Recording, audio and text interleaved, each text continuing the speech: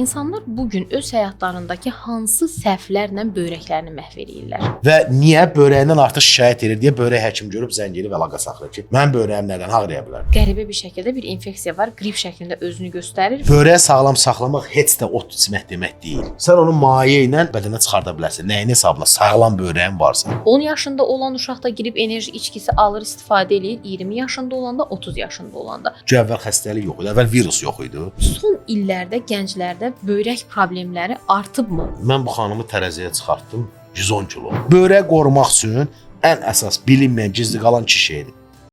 Salam, xoş gördük hər birinizi. Düz podkastı izləyirsiniz. Yenə mənəm Namidə İsayeva. Bugün qonağımla birlikdə sizlər üçün çox maraqlı bir mövzuya toxunacağıq. Nədən danışacağıq? Bədənimizdə elə orqanlarımız var ki, onlar səssizcə işləyir, amma ta ki gec olana qədər. Elə orqanlarımız var ki, həmin orqanlarda proseslər, xəstəliklər gizlicə gedir. Biz yalnız həmin orqanları itirdikdən sonra həmin orqanların xəstə olmasından xəbərimiz olur. Bugün də elə orqanlardan biri olan böyrəkdən danışacağıq. Mən hər zaman vurğulayıram ki, biz çox vaxtı ürəyimizə, beynimizə, qaraciyərimizə diqqət eləyirik, mədəmizə diqqət eləyirik, amma sanki böyrək bizim yaddan çıxmış bir orqanımızdır. Ən sonda böyrək ən son mərhələyə gəlib çatanda artıq biz fərqinə varırıq ki, biz böyrəklərimizi heç zaman müayinə elətdirməmişik, yoxlatmamışıq və artıq bunu itirmə mərhələsindəyik. Biz böyrəklərimizi nə zaman itirə bilərik? Risklər hansılardır? Böyrəklərimizi qorumaq üçün nə edirik? Və bu gün bilirik ki, bir çox həyatımızda qidalanma ilə bağlı və digər prosedurlarla bağlı zərərli maddələr də biz qəbul eləyirik kənardan. Böyrəklərimizə bunların təsiri necə olur? Bunlardan danışacağıq və düşünürəm ki, bu podkastımızda hər zaman olduğu kimi sizlər üçün faydalı olacaq. Qonağımı təqdim etmək istəyirəm vaxt itirmədən. Qonağım mənim uzun illərdir tanıdığım və bütün verilişlərimdə mənim daimi nefroloqum olan nefroloq Rəşid Mahmudov yenə mənimlə birlikdədir və bir şeyi də hər zaman vurğulayıram ki, Rəşid doktor mənim verilişlərimə gəlib biz böyrəklər haqqında danışana qədər mən böyrək haqqında o qədər də qorxum olmurdu. Amma Rəşid doktor gəlib hər bir şeyi o qədər detallı, incəliyinə qədər məni maarifləndirirdi ki, və ondan sonra bəlkə mənim ən çox itirməkdən qorxduğum orqanım elə böyrək oldu və ətrafımda da insanlardan böyrəyimdə bir problem var, narahatlığım var deyəndə vaxt itirmədən get müayinə olun deyirəm. Beləliklə biz başladıq. Mövzumuz böyrəklərdir. Qonağım isə nefroloq Rəşid Mahmudovdur. Xoş gəlmisiniz doktor. Xoş gördüm təkrar sizi. Xoş gününüzə gələk. Studiyanızda möhtəşəmdir, əladır. Qəşəng ab-havası var. Çox sağ olun doktor. Təşəkkür edirəm dəvət üçün. İnşallah ki, uğurlu olsun, xeyirli olsun və danışdığımız müddət ərzində də bu heç olmasa indiki dövrdə olan bu böyrək problemlərindən biraz da olsa insanları maarifləndirək ki, harda səhv elədiklərini bilsinlər və ya bu səhvlərin hansı problemləri gətirib çıxardığını xəbərdar olsunlar. Doktor, gəlin elə bundan başlayaq. Baxın, səhv dediniz. Gəlin baxaq, insanlar bugün öz həyatlarındakı hansı səhvlərlə böyrəklərini məhv edirlər? Birinci, ondan başlayaq ki, uşaq dünyaya gəlir, tutaq ki, hər hansı bir fərd və kimisə himayəsində müəyyən yaşa qədər böyüyür və o məsəl var, ağlı kəsən deyirlər. Yəni, özünü dərk edəcək müddətə qədər valideyn tərəfindən xüsusi nəzarətdə olunmalıdır. Nəinki böyrək, bütün orqanlar, ümumiyyətlə insanın sağlamlığı. Amma indiki dövrə baxaq, harda səhv olur birinci. Doğulan uşaqlara birinci ana südü ilə qidalandırılmamaq və bunların da böyük təsiri var ona. Çünki hər bir orqanın işləməsi üçün xüsusi immunitet var. Bu da sıfırdan insanda deyək ki, ana südü vasitəsilə verilir. Və çox nadir hallarda eşidirik ki, əvvəlki dövrlərə baxanda yəni uşaqlara ana südlə qidalandırmaq olmur. Yəni, xüsusi süni qidalardan istifadə edirlər. Bax, bu mənşə buradan başlayır. Uşaq böyüdükcə keçirdiyi infeksiyon xəstəlikləri olur. İstər qrip olsun, istər parazitar xəstəliklər olsun, mədə-bağırsaq problemləri olsun. Fərqi yoxdur. Hər hansı bir ağciyər xəstəliklər, yuxarı aşağı tənəffüs yolu xəstəlikləri olsun. Bunların da böyrəyə təsiri var. Amma biz bunlarla necə davranırıq? Mən sizin verilişlərin hamısında demək olar ki, hətta lap canlı verilişlərdə də demişəm ki, xəstəliyin simptomu getdi deyə xəstəlik getmi demək deyil. Məsələn, adi bir şeydir. Mən başım ağrıdı, bir dərman atdım, başımın ağrısı kəsdi və bu sağaldım demək deyil. Və bunun altında şişdə qala bilər, bunun altında təzyiq də ola bilər, damar problemi də ola bilər, yumuşaq sərt toxuma problemi də ola bilər. Onu axtarmaq lazımdır. Və elə həmin yaş dövrlərindən, çünki bizdə uşaqlar bilir ki, ümumiyyətlə insanın 10 yaşa qədər immuniteti ən maksimal səviyyədə olur və demək olar ki, ondan sonraki immunitet o qədər ola bilmir. Ona arxayın oluruq və deyirik ki, uşaqdır da böyüdükcə, inkişaf etdikcə öz-özünü bərpa eləyəcək. və bəlkə də həmin o xəstəliklərin, yəni böyrək xəstəliklərinin mənşəyi ilə həmin o yaşlarda qoyulur. Məsələn, bu günlərim siz də bilirsiniz, ən azından məni izləmisiniz də, nəticələrimi də görmüsünüz də. Bizdə uşaq yaşlarında olan elə bir böyrək problemləri var ki, deyərdim ki, yəni artıq uşağın gələcəyi sual altındadır. Yəni bəzən sual verirlər. Ürək normaldır, beyin normaldır.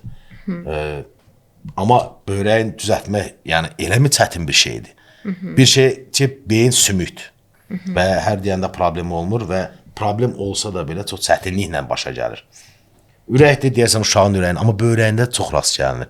Niyə? O qədər incə bir orqandır ki, onu gözləmək üçün, sadəcə yəni sağlam saxlamaq üçün çox şey lazım deyil. Müəyyən kriteriyalar, onlara riayət eləmək lazımdır. Valideyn də düşünür ki, əgər övladımda beyində problem yoxdursa, ürəyində problem yoxdursa, bütün orqanlar qaydasında başqa nə ola bilər ki, məsələn, böyrəkdə nə ola bilər ki, mənim uşağımın böyrəyində problem yaransın da, bu tərəfdən baxırlar deyə bəlkə də sizə daha çox yük düşür. Baxırıq ki, böyrəklər tutaq ki, uşağın bir temperaturu qalxır və temperatur düşür, uşaq normal həyatına davam edir. Səbəbindən asılı olmayaraq, iltihabı, virus səbəb nə olursun, uşağın temperaturu düşür, hər şey yaxşı olur. Bir müddətdən sonra başlayır uşaqda şişlər. Üz-göz şişməyə, əl-ayaq şişməyə və artıq böyrək zədələnib. Və uşağın da var 8 yaşı, 10 yaşı, 12 yaşı. Və bu uşaq məcburdur ki, indən sonraki həyatını dərmanla, müalicə ilə keçirsin və yəni müalicəsi qalmasın və bu da nə zamana qədər gedəcək bilinmir. Yəni ola bilər 5 il çəkər, 5 ildən sonra böyrək fəaliyyəti tamam dayana bilər, ola bilər 3 ayda çəkə bilər. Və yaxud da ki, əgər vaxtının üstünə düşülürsə, sağlam saxlamaq da mümkün olur, sağlamlığa qovuşmaq olur. Və bayaq dediniz ki, biz böyrəyimizin sağlam saxlamaq üçün hal-hazırdakı dövrdə, yəni nə səhvimiz nədə olur? Bizim ən böyük 2 dənə səhvimiz var. Biri hərəkətimizin az da olmağı. Tamamilə elə ona hərəkət mən deməzdim, durğunluq deyərdim. İkinci də maye qəbulumuzun düzgün seçilməməsi. Doktor, o qədər aktual mövzulara toxundunuz ki, məsəl üçün, gəlin elə bu dediklərinizdən yola çıxaq. Bugün insanların həyatı çox oturaqdır. Yəni gəlirik ofis şəraitində işləyirik, gedirik evdə, internetdə və s. və ya restoranda və ən çox da nəqliyyatdan istifadə etdiyimizə görə demək olar ki, hərəkətliyimiz yoxdur. Və eyni zamanda su məsələsi, buna da xüsusilə toxunmaq istəyirdim. Elə yaxşı oldu özünüz toxundunuz. Misal üçün, belə bir standart var. Gün ərzində 2 litr yarım su içməlisən. Hər kəsə şamil olunurmu? Yəni hər kəs 2 litr yarımı gündəlik içməlidirmi? Bunun fəsadı heç mi yoxdur yəni? Ümumiyyətlə bilirsiniz, insan kütləsinə görə, çəkisinə görə su seçilir. Yəni kütlənin belə deyək, hər bir çəkiyə görə 3 hesabatı götürülür, indeksi götürülür. Məsələn, əgər mənim çəkim 100 kilodursa, mən minimum 3 litr su içməliyəm. Minimum. Çəkim 80-cə 2 litr yarım minimum içməliyəm. Amma baxır daxili orqanlardakı vəziyyətə. Çünki bizim insanlar bayaq dediyiniz kimi o oturaq həyatdır, hərəkətsizlik vəziyyətidir. Qidalanmada kalori seçiminin düzgün olmamağı. Məsələn, insan həyatda yaşaması üçün mayenin, hərəkətin, zülal, karbohidrat və yağın özünə uyğun şəkildə qəbulləməlidir. Gəlin baxaq, kim onu eləyir? Heç kəs. Yəni bu qeyri-real bir şeydir. Onu olmaq üçün gərək insan tərəzzisi olmalıdır ki, mənim kütləmə 1 qram, yəni 2 qram zülal düşür, 1 qram karbohidrat düşür və yaxud da ki, bu qədər yağ, su düşür. Bunu hesaplayan yoxdur. Amma hesablayan olmasa da belə, normadan artıq yükləyən də çoxdur. Və bədənə o qədər artıq bir maddənin gücü çatmayacaq dərəcədə daxil olması əlbəttə ki, bir yerdə vurub çıxardacaq, nəsə eləyəcək. Adam var təzyiq yaradır, adam var şəkər, adam da var böyrək problemi çıxardır ortaya. Və bu təzyiq şəkərli diabetin fonunda da başqa problem, beyin qan dövrü, hətta böyrək problemləri də yarada bilir. Əgər sənin çəkin icazə verirsə, sən deyək uyğun olaraq 2 litr yarımdır. Böyle sən 3 litrə qədər içə bilərsən, 4 litr də içə bilərsən, 5 litr də içə bilərsən, 100% içə bilərsən. Amma o suyu xaric eləmə, yəni onun haqqını verməlisən. Yəni insan var, idmanla məşğul olur, baxır ki, hə, əziyyət çəkir, amma artıq bədənin forması var. Yəni çəkdiyi əziyyətin haqqı var. Özündə dəyişkənlik görür. Adam var ki, boş-boşuna iş görür.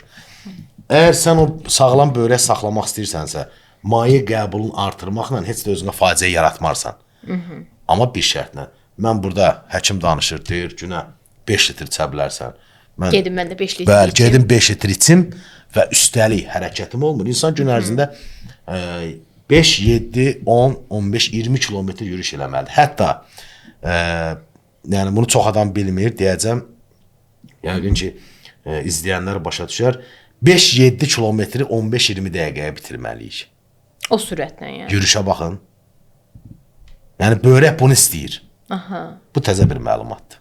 Yəni bunu mən bir hardasa deyim, bu il girəndən yəni eşitdiyim xəstələrdən ki, mən hətta gördüm ki, bu xəstə 1 il bundan qabaq, 5 ay bundan qabaq hərəkət elədiyi hərəkətlə indiki hərəkət arasında çox böyük fərq var və hərəkəti artırdıqca da işində də irəliləyişisi olunur.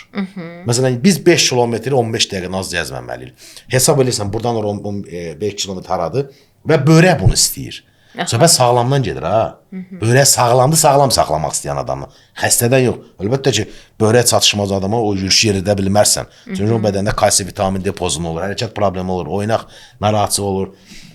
Ürək problemi olur, təng nəfəslik, təzyiq şəkər olub, beyin qan dövranı pozulur, gicəllənməsi, bu gedə bilməyəcək onu. Hətta xəstəyə deyirsən gün ərzində başda 100 metrdən gəzməyə, 100 metr nə olan şeydir? Amma ona 100 kilometr kimi gəlir. Çünki vaxtında o qədər durğunluq yaradıb ki, indi də can çəkir gəzməyə, bədən apara bilmir onu. Hərəkət yoxdur, mineral yoxdur. Və əgər sən bunu qəbul edirsənsə, bunun haqqını verməlisən. Bəli, sənin çəkin 70 kilodur, 2 litr 100 milli. 2 litr yarımı içə bilərsən. Yəni, heç kəs deyə bilməz ki, sən 4 litr içərsən, səndə problem yarada bilər. Və heç kəsi deyənməsi yaratmaz.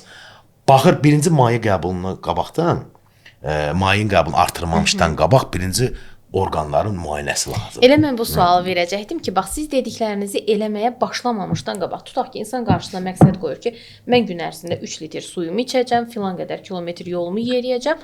Amma bundan qabaq razılaşırsınızmı ki, yəni doğrudurmu ki, insan bir getsin müayinə olunsun, Bəli. baxsın ki, bunun daxili orqanları bu göstəricilərə imkan verirmi, uyğundurmu? Ondan sonra başlasın Rəşid doktorun dediyi kimi gündə 3-5 litr suyunu içsin. Belə mi olmalı Əlbəttə ki, çünki əgər insan, məsələn, mən danışıram, izləyirlər, tutaq ki, deyirlər ki, doktor deyir ki, 5 litr içə bilərəm. Ay, sağ ol. Yatdığı yerdən durur, deyir, mən sabahdan başlayıram 5 litr içməyə. Gedir, gəlir stəkan, elə içilmir su. Məsələn, səhər-səhər ac qarnına məsləhət görmərəm ki, 1 litr suyu bir dəfəyə içəsən. 15 dəqiqə də içmək olmaz. Yarım saat da içmək olmaz. Maksimum səhərə 2 stəkan, yəni 400 milli, 300-400 milli su. Niyə? Biz gecədən səhərə qədər yatırıq, mədə boşalır və səhər dururuq, danışığımız olur, hərəkətimiz olur. Yəni, bədən oyanmağa başlayır. Sən o qədər suyu bədənə yüklə doldurarsansa, o vurub bir yerdə problem çıxardacaq. Ən azından mədə şirəsini sanki yuyub aparır. Və sonra sən özünə mədə xəstəliyi tapa bilərsən. Amma əgər sağlam həyat yaşamaq istəyirsənsə, söhbət sağlam böyrəkdən gedir də. Sağlam böyrək yaşamaq istəyirsən, birinci növbədə mayenin miqdarını düzgün seçməlisən. Yoxlanandan sonra seçməlisən. Ola bilər, bəli, ola bilər böyrəyinin elə bir yerində daş olar. Məsələn, biraz bundan qabaq, 2 saat bundan qabaq bir pasiyent gəlmişdi. Şabran rayonuna müraciət eləmişdi. Neçə aydır müalicə alır. Davamlı buna su içirdirlər. Və gəldi müayinədə baxdım ki, böyrəyin elə bir yerində bir daş var ki, yəni ağrı verirmiş, ağrı şikayətçilərlə keçirmiş günü.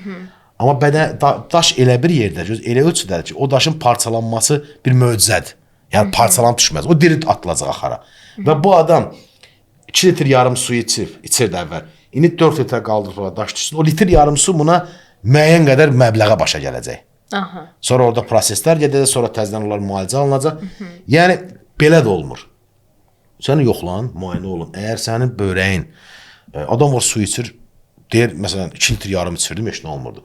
3 litr yarım içirim, şişməyə başlayıram. Yəni, sağlam deyilsən da sən. Yəni, ən azı bir zobun var. Artıq bu da belə deyək də, orqanizmin verdiyi bir simptomdur da. Ki, yükləyəm, çatdıra bilmirəm. Ki, mənə fikir ver də, mən bunu çatdıra bilmirəm. Yüklürsən məni və mən onu çıxar. Yəni, haqqını verə bilmirəm də, sən içdiyin suyun haqqını verə bilmirəm. Məsələn, mən gün ərzində 7 litrə qədər su içirəm. Hə, bax, bu dəqiqə bura gəlmişəm, saat fərqinə baxsaq, səhər tezdən indiyə qədər bir 4 litr içmişəm. Və o qədər vərdiş eləmişəm ki, yəni mən 7 litrdən 100 qram aşağı olanda susuzluq olur. Əziz izləyicilər, yəni Rəşid doktorun sağlamlığı bu 7 litr içməyə icazə verir, imkan verdiyinə görə, yəni için, ona görə siz də onu eləməyin. Yox, amma siz də eləyə bilərsiniz. Sadəcə Həkim müayinəsindən sonra. Hərəkət, aktiv hərəkət. Məsələn, sən günə əgər 15 kilometr piyada gəzsənsə, rahat 5-6 litr su içə bilərsən və sənin börəklərin su içməkdən korlanmaz. Su içməməkdən korlana bilər. Və hərəkətsizlikdən. Hərəkətsizlikdən korlana bilər. Çünki börək adı gələndə, məsələn, qaraciyər adı gələndə, öt kisəsi, mədə bağırsaq adı gələndə birinci qida yada düşür. Görürsünüz, bütün sizin də münasibətdə olduğunuz, tanıdığınız mədə bağırsaq həkimlər görürsünüz, ancaq qida. Onlarda su o qədər səslənmir. Mən də o qədər qidanı səsləndirmirəm. Qaraciyərin aparıb quru qızartma qidalar yemə, acı duzlu yemə, spirtli qidalar, qazlı sular yenə də gəlib ola çıxırlar, amma işinin 100-ün 90% qidadan. Məndə də 100-ün 90% mayedir. Bəli, əlbəttə qidalar bizim də börəyimizə təsir edən qidalarımız var. Tutaq ki, adi turşular, istot, acıq qidalar. Məsələn, insan var ki, ömründə 60 yaşı var, o gün bir verilişdəyəm, bir zəng eləyib, canlı efirə qoşulub. Yəni mən ümumiyyətlə canlı efirə zəng qoşan adam deyiləm. Niyə? Çünki vaxt söhbəti var. Deyir 70 yaşım var. 65 yaşa qədər şəkərsiz diabet gəlmişəm. Sağlam gəlmişəm. Bu 5 ildə məni şəkər hardan tutdu? Sual verdim ki, 70 yaşım var, ağsaqqal adamsan. Nə istifadə eləmirsən, nə qidalar? Yəni o mənə elə şeylər saydı ki, mən onun adını çəkən bərəm ki, reklam olsun. Qazlı su, soyuq su, şəkərli qazlı sular, şəkərsiz qazlı sular 65 yaşından 65 yaşına qədər qəbul edir və günü bu gün xəstəliyi var, yenə də sərhəd qoymur onlara. Və niyə? Börəyindən artıq şikayət edir deyə börək həkim görüb zəng edib əlaqə saxlayır ki, mənim börəyim nədən ağrıya bilər? Artıq sən bu xəstəliyə tutmusansa, yaşdan asılı deyil. 100 yaşında da tuta bilərsən, doğulanda da ola bilər, bu aralıqda da ola bilər. Amma sən bu xəstəliyə tutmusansa, bu da o demək ki, yəni bir dənə o şey yadında saxla ki, mənim 2 börəyim var da, bir cüt. Görsən, burun bir dənədir, 2 deşiyi var. Qulaq 2 dənədir. Amma ürək bir dənədir. Məsələn, mədə bir dənədir. Börək, yəni o qədər inci orqan ki, onu 2 dənə Allah qoyub ki, yəni biri sıradan çıxanda o birisindən sən davam eləyə bilərsən. Amma baxaq, biri sıradan çıxan çox az hallarda rast gəlinir. Öküzlərə çoxsu 2-si sıradan çıxır. Yəni bizim sahədə sırf hər şeyin üstündə qurulub, 3 dənə şeyin üstündə qurulub, ən əsas. Hərəkət, su, bir də pəhriz. Yəni qida, su, pəhriz. Bunları da növbəyə bölsək, hansı birincidir? Birinci gələr su, hərəkət. Bu 2 dənə şeyin üstündə dayanıb börək. Və indi insan var, deyiləni eləyir. Məsələn, insan var ki, indiyə qədər börək çatışmazlığı var. Litr yarımdan artıq su içə bilmirdi. Çaya çox üstünlük verirlər. Çayın tərkibində kofein var. Bəli, çay içəndə də deyirlər ki, mən gün ərzində bu qədər maye qəbul edirəm də. Bu hara gedir? Amma çay maye deyil. Çünki kofein damarları uzun müddət spazm. Çünki sən günə bir stəkan içmirsən axı. Gör dalbadal gün ərzində 10 stəkan, 8, lap 5 stəkan iç. Amma kofeindir. O maye su deyil. Mayedir, amma su deyil. Lazımı qədər olan, hansı ki, məsələn, mənə lazımdır, qanda natrium 140-a qədər olsun, 135-ə qədər olsun. Amma məndə 5 yuxarıdır, 140-dır deyə, 150-dir, 145-dir. Sən onu maye ilə, sadəcə maye içə-içə, deməli, bədənə çıxarda bilərsən. Nəyin hesabına? Sağlam börəyin varsa. Məsələn, indi moda düşüb, eşitmiş olarsınız. Təbii otlardan çox istifadə edən var. Dəfələrlə suallar vermişsiniz. Bəli, gəlin bunu bir sual olaraq mən sizə belə xüsusi verəcəm. Nəyə görə? Çünki mənə maraqlıdır. Bu dəqiqə bütün cavanların istifadə etdikləri var. Məsəl üçün, proteinlər, protein tozları çox aktualdır, çox istifadə olunur. Və eyni zamanda bayaq da vurğuladınız, amma bir də üzərindən keçmək istəyirəm, enerji içkiləri. Baxın, bu protein tozlarıdır, enerji içkiləridir, bir də dediyiniz müxtəlif otlardır. Bax, bunlar bizim börəklərimizi necə sıradan çıxarır? Ümumiyyətlə, idman qidalarından söhbət getsə, protein tozları, istər digər idman adlarını çəkmirəm, onsuz da yəni, istifadə edənlər var. Müəyyən yaş dövrü var. Məsələn, yaş 16-17-dən yuxarı məsləhət görülür və idman qidalarının alınma üsuluna baxaq. Bunlar ətdən, pendir suyundan alınır. Və heç vaxtda, heç bir yerdə idman qidalarının insan orqanizmi ziyanı deyə bir şey yoxdur.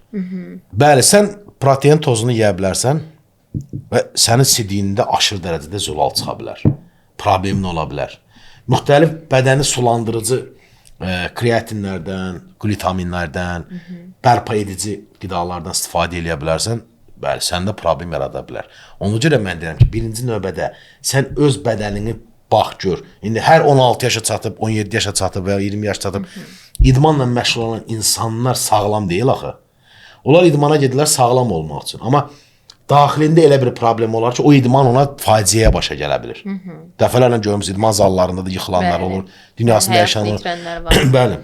Və protein tozları, idman qidalarının ziyanı yoxdur. Yetər ki, düzgün vaxtında istifadə elə, yaş. Orqanizm sağlam olsun və bunların hamısında başında nə durur? Bilən adamla məsləhət al. Məşqçi deyən adam o demək deyil ki, sən bununla işləməlisən və bu nə deyirsə 3 qramdır, 3 qram, 10 qramdır, 10 və 5 qramdır, 5 qram içməlisən. Və sabahlarım dəfələr olub, məsələn, mən də rast gəlmişəm, idman qidalarına istifadə edən adamlar var ki, narahatçılıqlar yaradır. Məsələn, üzdə gözdə şişlər olub, bəzən problemlər olub. Xüsusən energetik idman qidaları var ki, məsələn, yorğun gəlir, idman eləmək istəyir, hal olmur və başlayır energetik idman qidalarını istifadə, enerjiçilər bayaq deyən kimi istifadə eləyir. Ümumiyyətlə, mən energetik nə olur olsun onu qəbulləmirəm. Heç börəyə qoyuram bir qırağı, qaraciyər üçün mü qəbulləmirəm? Mədə bağırsaq üçün qəbulləmirəm. Yəni, o sənə qəbul eləyirsən 10 dəqiqə, 15 dəqiqədən, 20 dəqiqə, lap yarım saatdan sonra güc verirsə, yəni bu sənin artıq kənardan aldığın dəstək güc. O demək deyil ki, sən onu qəbullədin artıq 2 saat, 3 saat idmanla məşğul olub, dalınca da başqa idman qidaları, protein tozları yeyə bilərsən. Yox, sağlamlığın var. Əgər sən sağlamsansa və maye qəbulunu qida ilə düzgün seçirsənsə və bilən adamın yanında məşğul olursansa onun heç bir ziyanı yoxdur. Doktor, bəs bu enerji içkiləri çox təəssüf eləyirəm ki, enerji içkilərinin satışında yaş məhdudiyyəti qoyulmayıb. Bəli. Çox təəssüf. Yəni 10 yaşında olan uşaq da girib enerji içkisi alır, istifadə eləyir, 20 yaşında olanda, 30 yaşında olanda.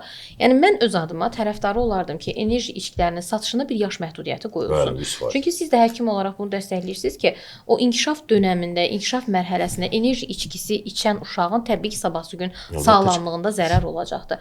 Bax bu enerji içkisi bizim sağlamlığımıza, sırf böyrəyimizə vurduğu zərər nədən ibarətdir? Ümumiyyətlə, görürsünüz, tütün məhsulları, alkoqol məhsullarına sərhəd var, yaş sərhəddi var. Amma energetik içkilərə sərhəd yoxdur. Əslində, energetik içkilərin istifadə qaydası var. Normalda əgər bu energetik içkisə, yəni adı enerji, mən bir verilişdə bir dəfə dedim ki, o energetik içkilər bu ki var, deyirlər ki, enerji içkilərdir, nə bilim biz onu içirik belə olur. Yəni onların bəlkə də energetik sözündəki E-dən xəbəri yoxdur. Məsələn, onlarda insan orqanizminə enerji verən nədir? Alanin, taurin. Bu idman qidalardır. İdman qidalardır bunlar. Bunlar zülallar. Amma yəni energetik, məhz o energetik hisslərdən uzun müddət istifadə edə bilərsən. Uzun müddət yol yorğun olarsan və yaxud da ki, nəsə iş görmək istəyirsən, yorğunsan, bu işi görmək istəyirsən, bir sənə dəstək kimi, bir qüvvətləndirici istifadə eləmək olur. Amma əslinə qalarsa, tam başdan olarsa, mən heç bir kimə, heç kəsə energetik içki məsləhət görmürəm. Artıq ona alıdə olacaqsan. Necə tütün məhsullarına, içki məhsullarına alıdə olurlar. Mən bundan istifadə edirəm, bu məni meyxoş eləyir, bu məni yaxşı təsir eləyir, bu mənim əsəbimi sakitləşdirir, bütün məhsulları boş şeylərdir. Yəni, əgər energetik içki enerji verirsə, üşüyəndə spirtli içki qəbul edib isinmək olursa, əgər bunlar belə yaxşı təsirsə, onda elə energetik içki də enerji verən bir şeydir. Yəni, yalancı şeylərdir hamısı. İnsan isti, soyuq havada spirtli içki qəbul edir, isinir, bütün çıxardır paltarını işləyir. Bu yalancı istilikdir. Yəni, bu müəyyən bir, necə ki enerji verir, yük səni qaldırırsan, keyfin əhvalınca, bu yalancı bir şeydir. Yəni, bu müvəqqəti bir şeydir. Amma bu müvəqqəti olsa da belə, heç kəs deyənməz ki, onun arxasında sağlamlığa ziyan nəsə var, durur. Necə spirtlidə var, necə tütün məhsullarında var, enerji hissəndə var. Eləcə də, məsələn, börəkdə. Əksər uzun müddət enerji içən insanların hamısının sidiyinə, analizinə baxın. Ya zülal problemi çıxacaq orada, ya qan problemi çıxacaq orada. Onu kofe ilə düzəldə bilərsən. Orijinal kofelər var ki, hər səhər durdun, dəmlənmə. Onu aparatdan süzdün, içdin və o səni gün ərzində cümratdır. Mən daha çox kofeni məsləhət görərəm, nəinki nə düzdür. Onu da içmək o ziyandır. Amma energetik içkinin tərkibinə görə kofeni daha məsləhət görərəm. Yəni səni gün ərzində cümrat saxlayır, amma onun asılına çevrilməyəsən, aldətçi olmayasan və çalışırsan ki, sənə bu səbəblər nədir? Yaradan. Onu oradan qaldır. Doktor, baxın, pasientləriniz çoxdur. Hər səbəblə böyrək problemi qazanaraq sizə gələn pasientlər var. Xanımlarımız xüsusilə son dövrlər sosial şəbəkələrdə 3 günə bu qədər çəki at, 1 həftəyə bu qədər çəki at dietasından başlayırlar dietaya və sağlamlıqlarını düşünmədən çəki atırlar. Bax, elə pasientləriniz olurmu ki, həmin belə deyək, nəzarətsiz dietalar səbəbilə böyrəyində problem yaranıb sizə müraciət edir? Dünənlərim bir nəfər xanım müraciət eləmişdi. Daha doğrusu dünən ikinci gəlişi idi onun. Təxmini bir 15-20 gün olar. Xanımı mən uzaqdan baxdım, yəni gələndə heç yaşını soruşmamış, dedim aşağısı bir bunun 30 yaşı var. Yaşını soruşanda dedi 17 yaşım var. Və mən bu xanımı tərəziyə çıxartdım, 110 kilo. Boyu da 1.57. Siz fərqə baxın, 50 kilodan artıq fərq var. Və xanım tez-tələsi arıqlamaq istəyir. Və buna da məsləhət görüblər ki, müəyyən şəkərli diabetdə istifadə olunan dərmanlardan istifadə elə.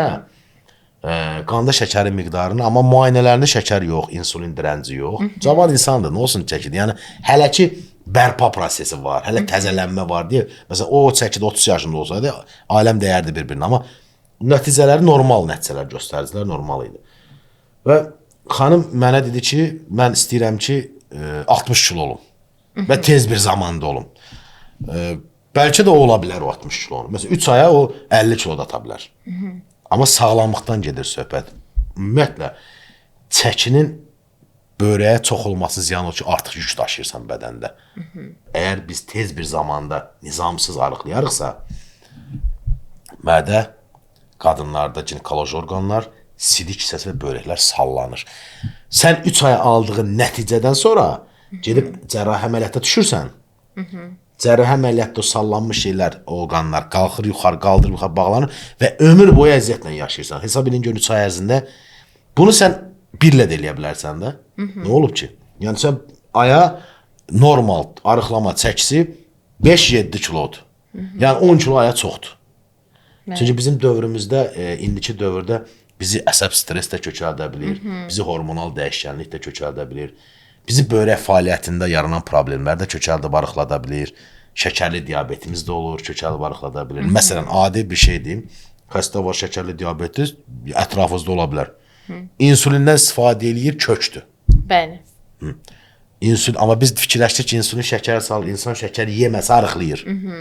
Şəkərli diabetdə olması arıq olar. Amma şəkəri var, insulin vurur. Hətta o insulin fermentin artıq olması belə kökəlmə verə bilir insana, piylənmə verə bilir, daha doğrusu kökəlmə yox, piylənmə xəstəliyi verə bilir. Yəni, hər şeyin norması var.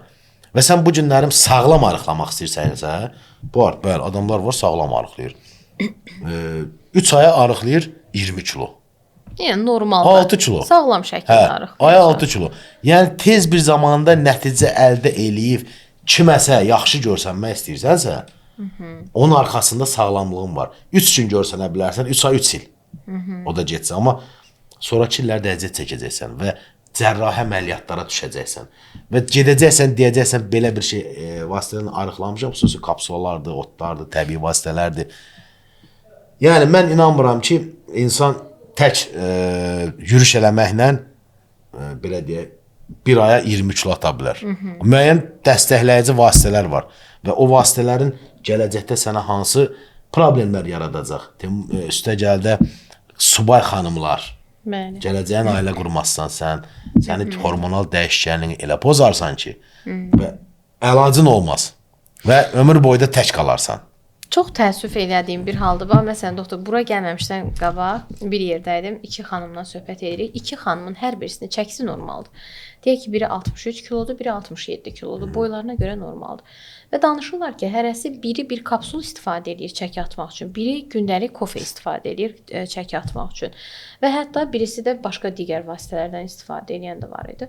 Və baxıram, maraqlıdır da mənə. Deyirəm, niyə özünüzü olduğunuz kimi qəbullana bilmirsiniz də? Yəni, bu bədəndə, bu şəkildə siz qəşəngsiniz də və sizin ən yaxşı gözəlliyiniz sizin sağlamlığınızda, ən gözəl aksesuar mənə görə sağlam olmaqdır. Yəni, sağlam oldunsa, sən öz gözəlliyini də saxlaya bilirsən, amma itirdinsə, nəsə sağlamlığına zərər vurdunsa, siz demişkən, sabahsı birisi gün orqanlarda elə bir problem başlayacaq. Bu sənin gözəlliyinə də, belə deyək də, sirayət eləyəcək, bu sənin sağlamlığına sirayət eləyəcək. necə? Yəni bunları insan niyə özünə yaşatsın, onu da anlamış deyiləm. Doktor, bir məsələ də var. Gənclərdən danışsaq əgər, son illərdə gənclərdə böyrək problemləri artıbmı? Hiss eləyirsinizmi? Və artıbsa bunların köklü səbəbini nədə görürsüz? Mən bölgələrdə də oluram. Tez-tez bölgələrə gedirəm. Ayda bir 7, 8, 9 bölgəyə gedirik. Və bölgələrdə də, istər Bakı şəhərində də gördüyümüz xüsusilə cavan 20-25 yaş, daha da az yaş uşaqların börəklərində olan problemləri dərd bilirsiniz nədir, faciə bilirsiniz nədir? Bunun artıq börəyində problem var da, artıq bunun olar olmazı var. Nə olar, nə olmaz. Biri var problemin olmaya, bilməyəsən, başa düşməyəsən, olar olmazlardan istifadə eləyəsən. Bir də var problemin olul ondan istifadə eləyəsən. Və sabah da nəticələrində irəliləyiş olmayanda oturub ağlayasan, pis olasan ki, niyə olmadı. Məsələn, bir şey deyim. Bir xəstəmiz var, mən 15 gün ona şəkər ölçdürə bilmirəm. Şəkər xəstəsi də börək çatışmazlığı var. Ağırdır. Mən 15 gün ona şəkər ölçdürə bilmirəm. Ki, mənim şəkərim yoxdur, özüm yaxşı istəyirəm. Amma bu gün, dünənki müayinədə o şəkərin bizə problem yaratdığını ona bir neçə həkim də dedi. Şəkər həkim də dedi, mən də dedim. Və bu gün bizim qalxaq görək qidalarımız necədir? Ümumiyyətlə, indiki zamanədə, indiki dövrdə ki, o ortamımız var bizim. Bizim ortamımız sağlam deyil. Bizim ortamımız stresslidir, həyəcanlıdır, əsəbdir, xəstəlikdir.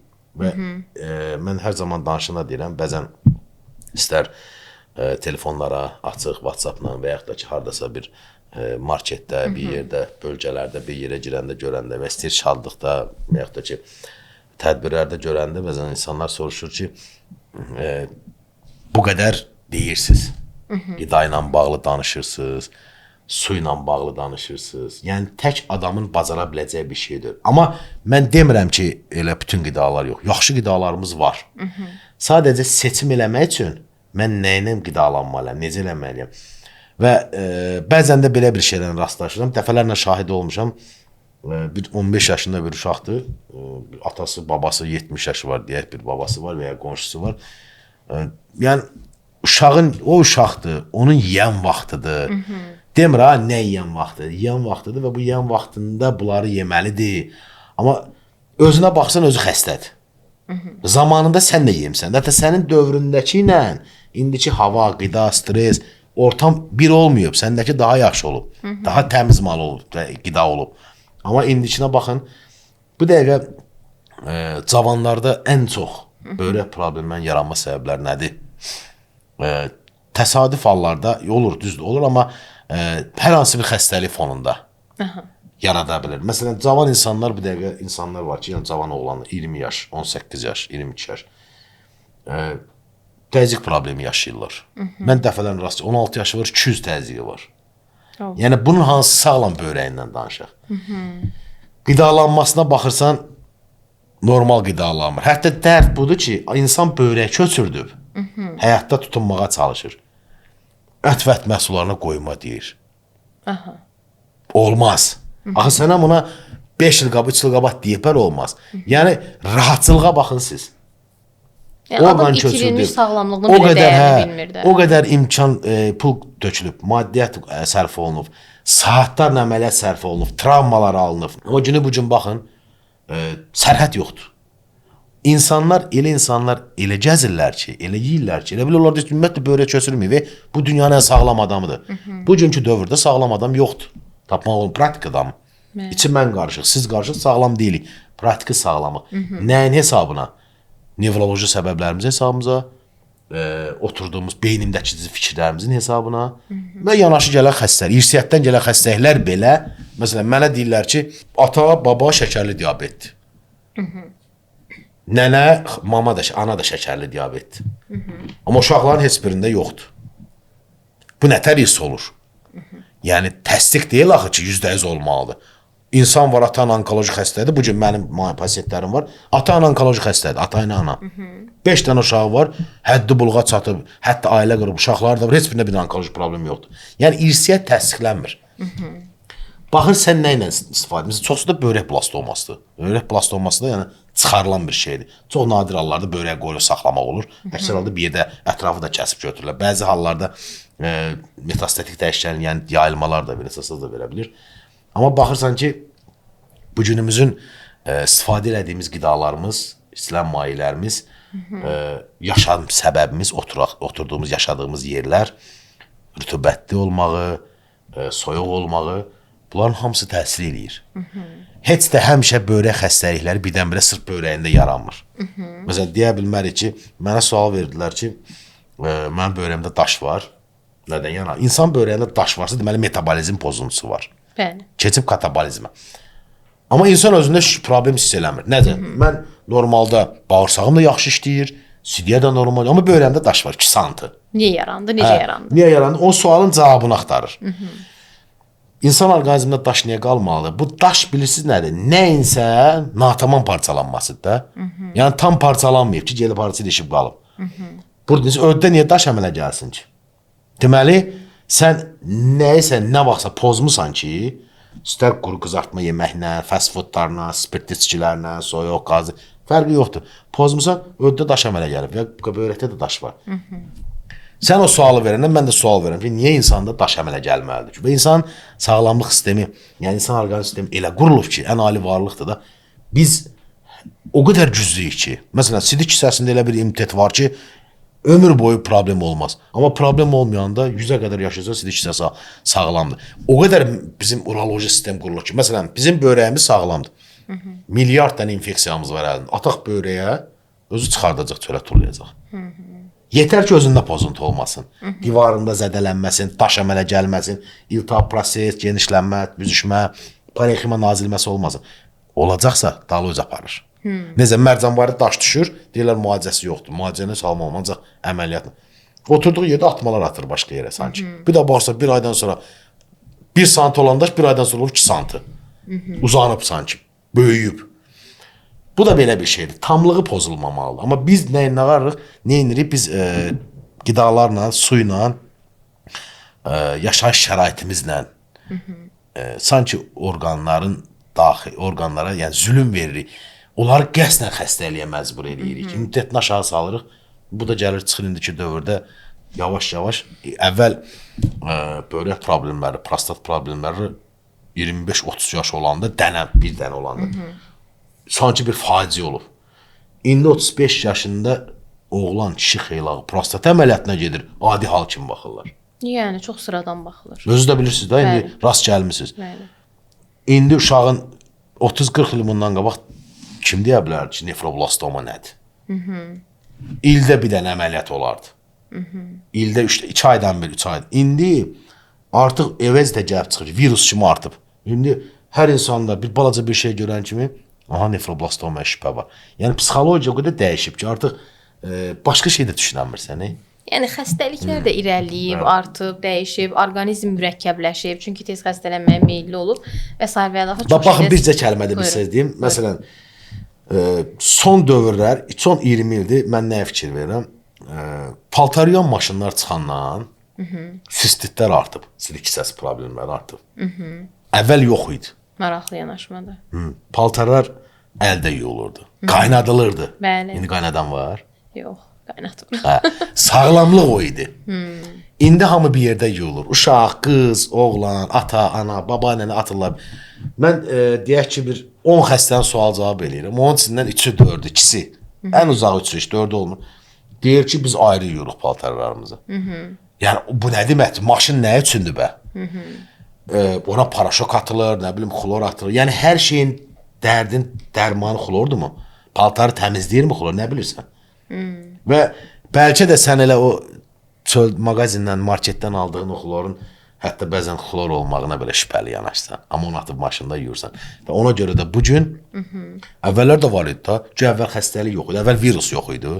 Amma indi görürsünüz, o qədər insanların orqanizmi cılızlaşıb mı deyim, zəifləyib mi deyim, immun sistemə reaksiyası mı yoxdur mu deyim, böğründən yel ötən kimi, bugünkü dövrə baxın, indiki dövrə. Əksər insanlar Qrip olan kimi çevirir bronxopnevmoniya, bəli. Doktor, bax qrip dediniz. Elə bir məqamla sizdən danışırıq ki, bu dəqiqə. Demək olar ki, bir çox insanlarda qəribə bir şəkildə bir infeksiya var, qrip şəklində özünü göstərir və hər kəs xəstədir, hər kəsin orqanizmi ağrıyır, hər kəs qripdir. Bu şəkildə özünü göstərir. Bax, indi bu infeksiyanın böyrəyə olan zərəri nədir? Ümumiyyətlə, bax, son dövrdə mən dediyim kimi hardasa bir fevral ayından bu yana, bu gedəcək aprelə qədər, yəni hər il sentyabrın axırından noyabra qədər, indi də bəzən yanvardan başlayır və yaxud da ki, fevraldan, amma aprelə qədər davam edir. Yaz payız aylarında davam edir. O qanın qaynayan vaxt deyil. İndiki viruslar nə arır, neyinir insana? Bizim böyrək xəstələrimiz var. Özü təhlükəli böyrək xəstələri, böyrək çatışmazlıqlardır, polikistozlardır. Danışa bilmirlər, səs gəlmir. Bəli. Xırıltı, batıb və sanki boğula-boğula gəzirlər. Bəli. Hansını bir müayinəyə göndərsən, KT müayinəsi göndərsən, bronxopnevmoniya. Bəli. Bu qrip idi. Amma yəni sözümün canı nədir? Biz qripə sıradan bir xəstəlik kimi baxırıq. Görürsünüz, koronavirusa da sıradan bir lağ kimi baxırdıq. Gördün nə qədər adam öldü. Virusun insan orqanizmində ən böyük bəlalı yaratdığı bir şey var. Qan laxtalanması verir. Laxtalanmış qanda heç bir orqana lazım deyil. Düzdür? Dayanır da dövran, belə deyək. İnfiltrat yaradır. Və hansı bu günlərim bizə müraciət edən böyrək xəstələrimiz var ki, hansı ki, deyir, mən qrip tutmuşam, birinci deyirəm ki, ağciyərlərini müayinə elətdir, bronxlar müayinə. Hamısında bu yazılır, bronxopnevmoniya. Bəli. Və bunun virusunu qoyaq bir qırağa, burada istər-istəməz indi daha çox pulmonoloqlar yaxşı deyə bilər və eləyirlər də hormonal sistemdə hormonal dərmanlar qəbul edirlər. Və oradakı ödemi götürmək üçün, oradakı hava keçiriciliyini bərpələmək üçün. Və bu dərmanların da böyrəyə təsiri var, əks təsiri var. Bir tərəfdən də pis cəhət odur ki, bu adam, bu xəstə olan adam sağlam böyrək adam bu xəstəsi deyil. Böyrək sağlam deyil bu adamda. Yəni bunun böyrəyini biz illərdir saxlayırıq, aylardır saxlayırıq. Hər hansı bir problem olmasın, yaşı azdır, cavandır, subaydır, heç olmasa ailə qursun, bir 60-70 yaşa qədər nəzarətlə saxlasın, bir yol üstə qoyaq keçsin, amma gəlib belə bir virus düşür və bu virus böyrəyə qoyaq bir qırağa, bronxu, yuxarı aşağı tənəffüs yollarını zədələyir, birində pnevmoniya verir, birində bronxopnevmoniya verir, birində artıq plevrit əlamətlərinə qədər gətirib çıxarda bilir. Beyin yuxarı tənəffüs yollarına problem, temperatur günlərlə düşmür. Buna hamısına bədən reaksiya verməlidir. Sən buna qarşı gör neçə dənə artıq kimyəvi dərmanlar qəbul edəcəksən. Və bunu çıxardan nədir? Böyrəkdir də. Mədə bağırsaq, qaraciyər əsas və böyrək yüklənir. Və elə böyrəklərdə çox vaxt gücü çatmır onu götürməyə. Biz hesab edirsən 3 ildir bu xəstə bu böyrəklə əla yaşayır. Pəhrizdə yesə yaşayır, dərman da qəbul eləsə yaşayır, amma şikayət olmurdu. Amma bu problemlər düşəndən sonra həm virusun yükü, həm istifadə olan dərmanlar əlbəttə ki, böyrəkləri zədələyə bilir. Doktor, mənim sizə o qədər suallarım var, Maşallah, o qədər qəşəng danışırsınız ki, ətraflı mən hər zaman deyirəm ki, siz bunu o qədər detallı izah eləyirsiniz ki, tibbdən anlayışı olmayan insan belə məlumat əldə eləyəcək buna görə. Sizə son sualım olacaq. Təəssüf ki, vaxtımız yekunlaşır. Çox suallarım qaldı mənim sizə həqiqətən. Amma son sualım olacaq. Böyrəyimizi qorumaq üçün nəyi tövsiyə eləyirsiniz? Necə qoruyaq? Böyrəyi sağlam saxlamaq üçün birinci növbədə özündən asılı bir şey yoxdur. Birinci başlayır uşaqlıqdan. Sənə valideyn necə baxır? Və necə sən valideyn himayəsindəsən, hələ uşaqsan, böyrəklərinin nə vəziyyət olub? Əgər sən sağlam 18 yaşa qədər çatırsansa, nə daşın var, nə iltihabın var, nə büzüşmən var, nə zula, heç nəyin yoxdur. Sağlamsan, təzyiqin yox və 18 yaşa qədər sağlam çatmısan. Ondan sonra qorumaq öz əlindədir. Böyrəyə sağlam saxlamaq heç də ot içmək demək deyil. Bəzən sual verirlər mənə, bizim arpa suyu içə bilərik, it burnu suyu içə bilərik, qarda saçağı içə bilərik. Sənin sağlamdır böyrəyin. Neynirsən onları? Mən adam tanıyıram, 30 ildə ot içir. Və 30 ildə onun böyrəndən daş əski olmur. Həmişə də daşı var.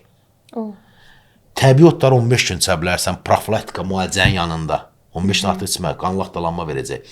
Bədəndən mineralları, lazım olan vitaminləri, makromikroelementləri atır çölə. Ot içmək sağlam saxlamaq demək deyil. Böyrəyə sağlama saxlamaq sizə iki şeyə fikir ver. Çəşinə görə maye qəbuluna və hərəkətinə. Vəssalam. Bu bilinməyən tərəfidir. Məsələn, burada var virus infeksiyalardan qorunma. O heç kəs sığortalı deyil onunla. Amma o demək deyil ki, hər dəfə virus infeksiya olacaqsa sən böbrəyin zədələnəcək, ürəyin, beynin meningit olarsan, ürək çatışma, yağcıya problem, yox. Ya bronx problemi olar, yox. Əsas iki şeydir. Əgər sən gün ərzində o yaşayışının, gününün haqqını verirsən su ilə, hərəkətlə, niyə xəstələnsin ki böbrəklərin? Niyə də sağlam olmasın, niyə daşıyıqsın? Yox, əgər sən sadəcə və sadəcə əlini üzünü yumağa gedəndə hərəkət edirsənsə, yemək yeməyə gedəndə bir yerdən başqa hərəkət edirsənsə, biz onsuz da gecəni də yatırıq, hərəkətsiz qalırıq, yemək yeyəndə oturuq yeri, işdə də otururuq, avtomobildə də otururuq və bizim günümüzün 24 saatın 8-dən yuxuya çıxsaq, əgər normal yatırıqsa, beynimiz yatır. İndiki insanların beyni yatmır. 8 saat, 16 saatın biz gündə 3 dəfə yeməyə ayırsaq və digər təbii ehtiyaclarımızı ödəməyə ayırsaq, biz normalda saat yarım 2 saat otura bilərik. Biz 12 saat hərəkət eləməliyik. Amma biz 12 saat oturuq 2 saat hərəkət edirik. Amma indi bax vəziyyətə, indi ay sağ ol, indi heç olmasa böbrəyi sağlam saxlamaq istəsənsə, gününüz mümkündür. İnsan var deyir, mümkün deyil. Mən sürücü işləyirəm. Axşam evə gəlib yatırsan da, düzdürmü? Sən elə ömür boyu sükan arxasında yaşamırsan ki. Ən gözəl vaxt axşam saat 7, 8, 9 arasıdır. Yürüyüş elə. Heç olmasa gündə 1 saat yürüyüş elə. Yəni öz sağlamlığına bir vaxt ayır. Və suyun miqdarı. Yəni böbrəyi qorumaq üçün ən əsas bilinməyən, gizli qalan 2 şeydir. Maye qəbul hərəkət. Aydındır. Doktor, təşəkkür edirəm. Çox sağ olun gəldiyinizə görə. Sizi dinləmək hər zaman xoşdur, bilirsiniz. Siz hər dəfə gəlib verilişdə qonaq olduqdan sonra mən özüm də maariflənirəm və düşünürəm ki, bizim izləyicilərimiz üçün də çox maraqlı oldu və informativ oldu kifayət qədər. Və bu verilişdə sizə nəyi demək istədik? Həkimin də danışdıqlarından belə nəticəyə gəldim ki, biz bir daha görürük ki, sağlamlığımız səssiz itir. Yəni biz onu elə şəkildə itiririk ki, tam itirdikdən sonra fərqində oluruq. Nə etməliyik? Vaxtında orqanizmimizi dinləməliyik. Vaxtında bizə orqanizmin verdiyi siqnalları diqqətə almalıyıq və ciddi yanaşmalıyıq sağlamlığımıza. Sizinlə sağollaşıram. Düşünürəm ki, bugünkü efirimiz və bu podkast sizlərin sırf sağlamlıq baxımından sizlər üçün çox faydalı oldu. Əgər bəyəndinizsə, bizi paylaşın, bəyənin və daha çox insana göndərin ki, nə qədər ki onların sağlamlıqlarını itirməmiş, sağlamlıqlarında problem olmamış, onlar da bu məlumatlardan məlumatlı olsunlar. Hələlik mən idim Namidə İsayeva. Növbəti podkastda görüşərik.